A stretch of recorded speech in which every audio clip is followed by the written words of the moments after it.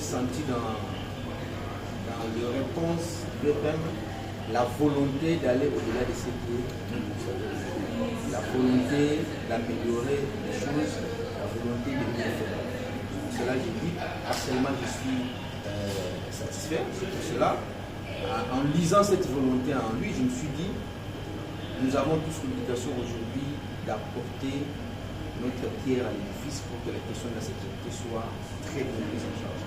Raison pour laquelle nous avons formulé cette recommandation, mais avant de formuler les recommandations, on a d'abord commencé par faire remarquer au VPM quelles sont les vraies causes aujourd'hui des arrestations arbitraires de tabasserie policière. Nous lui avons fait remarquer premièrement qu'il y a des policiers qui travaillent mais qui ne sont pas pris en charge par l'État. Donc nous sommes à 10. Si tous les 10 nous travaillons et qu'il y a 4 qui sont payés et 6 ne le sont pas, naturellement les 6 là vont se donner les moyens de se faire payer. Ce qui explique aujourd'hui la question des arrestations arbitraires. Et deuxièmement, je fais remarquer au VPM qu'il se pose aujourd'hui la question du contrôle rigoureux de toutes les amendes qui sont taxées au niveau de 7 et sous-7. Et cette absence d'un contrôle explique une certaine liberté dans le chef de ceux qui gèrent les sous-7. Pour cela, ils se permettent de fixer les amendes à n'importe quel montant et ne sachant pas par où, qui sera derrière eux pour les contrôler. Et au-delà de ça, nous avons ajouté la question de la formation qui pose problème parce qu'aujourd'hui, tirer les balles dans le quartier, ça devient comme une démonstration.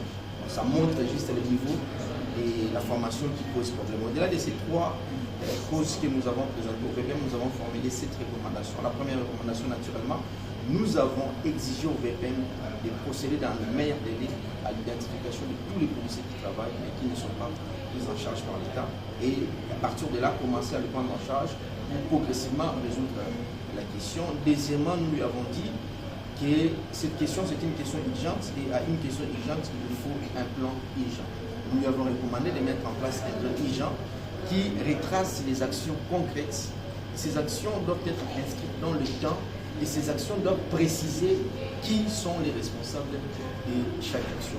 Et nous lui avons également recommandé de veiller sur la bonne application de l'opération Ndobo, qui aujourd'hui nous estimons que cette opération s'est transformée d'une opération Ndobo vers une opération filet. Le filet, c'est vous jetez les filets, vous prenez n'importe quoi, vous prenez les poissons, vous prenez les bois, vous prenez tout, et puis après vous allez commencer maintenant à traiter les poissons. Malheureusement, quand ils font cette opération filet, quand ils jettent le filet, ce n'est pas le moment de triage, mais c'est tout celui qui se retrouve dans le filet qui paye le prix. C'est ce qui renforce aussi cette opération de tracasserie policière. Nous lui avons également demandé de bien fixer la question des zones géographiques.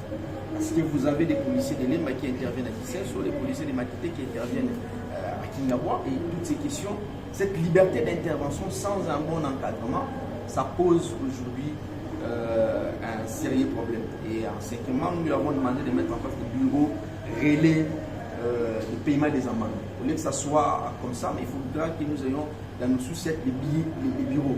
Ce qui va nous permettre de séparer les OPJ et le percepteur des amendes.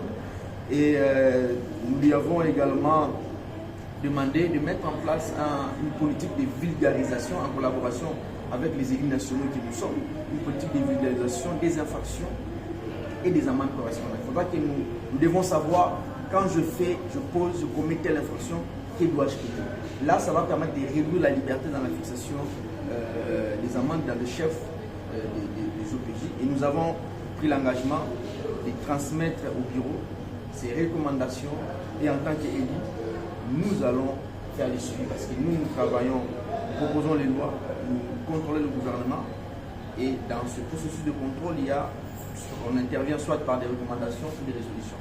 Et moi, je passerai par les recommandations pour toucher le VPM et être derrière le VPM pour que ces recommandations-là trouvent des solutions.